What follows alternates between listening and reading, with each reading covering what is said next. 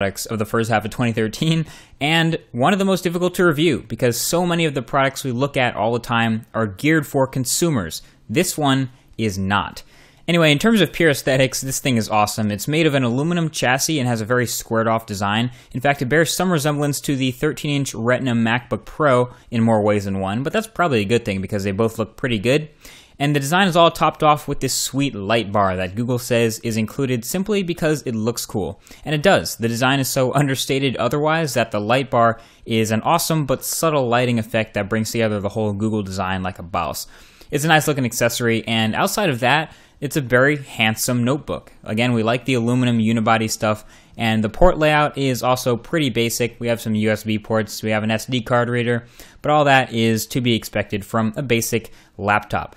Now, if I were to recommend a Chromebook to anyone, I'd recommend the 64 gig LTE model, but this here is a Wi-Fi only version, so it's a 32 gigabyte Pixel. Even so, if I spend $1,300 on a laptop, any laptop, it better have a nice keyboard, a nice trackpad, a nice display, it better be, nice build quality, the whole nine. I expect the most when you go over $1,000. And the Chromebook Pixel actually does deliver that. So this chiclet style keyboard is very comfortable to type on with, big hands, small hands. It has just a tiny bit of flex in the center, but it's not too bad. And the speakers are incredible, like mind-blowingly good. They happen to be invisible because they're hidden beneath the keyboard, but they are really, really loud, so you can watch a movie literally in a loud environment with them, and they'll be loud and crisp and clear. They're awesome. And the trackpad is also magnificent. This large, smooth, matte black trackpad is pleasing to the eye and very pleasing to use. It's nice and smooth, and it completes the laptop experience. And then, of course, it's called the Chromebook Pixel because of that display. So this guy is rocking a pretty noteworthy display. It's a 12.85-inch 2560 by 1700 display, which makes it noteworthy for a couple of reasons. Number one, this is the highest pixel density display on any laptop at 239 ppi. It also is noteworthy because of the brightness, 400 nits, very bright display. It's extremely sharp and crisp and clear. It's also noteworthy because it's a 3:2 aspect ratio, which makes it taller than your typical 16:9 laptops that we're used to. But then again, you're building a machine for the web, so every single web page scrolls vertically, so you're actually getting some generous extra vertical pixels in there, even if you do get some letterboxing with movies. So that extra screen real estate is welcome. And it's noteworthy because it's a touchscreen. Now, I have very mixed opinions about touchscreens on laptops. My number one problem with them is usually how much the hinge wobbles when I try to touch the screen. The Pixel is no exception, so I find myself holding the back of the display in place while I use the other hand on the touchscreen, but I can still use the keyboard to type regular things. But the other problem is the lack of anything touchscreen optimized, and Chrome OS is no exception, at least right now. A lot of people expressed the desire for this device to run Android in one of my previous videos in the comments section, and that seemed to make sense, but I'll get to that in a second. So speaking of Chrome OS, how is the operating system?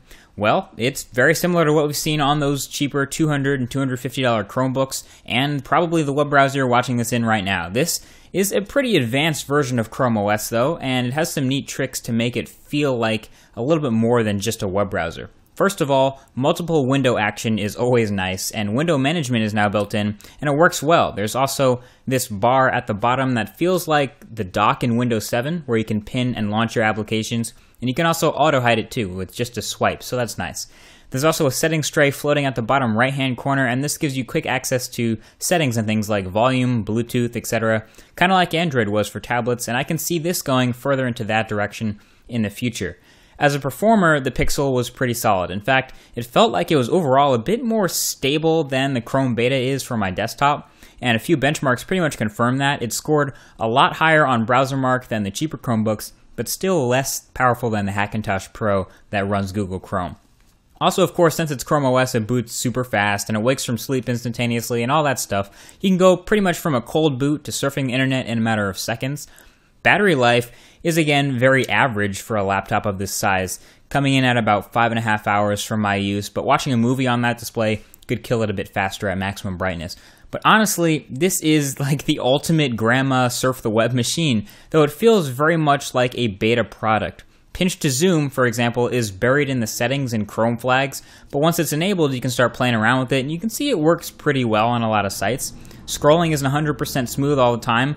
It's actually common to see that Core i5 and its integrated graphics hiccup a little bit when trying to scroll down really big sites, but for the most part, websites loaded quickly and scrolling and zooming was a pleasure. So you can tell really easily which parts of websites aren't Retina display optimized with certain graphics and things like that, but text always looks good. Whenever you zoom in on text on this display, it looks extremely crisp and sharp from any viewing distance.